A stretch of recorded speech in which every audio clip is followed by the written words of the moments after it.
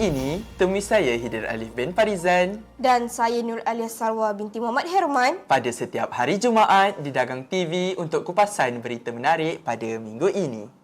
Kami bersiaran secara langsung di bilik berita Studio C Kolej Sebuah Kesenian Perdagangan.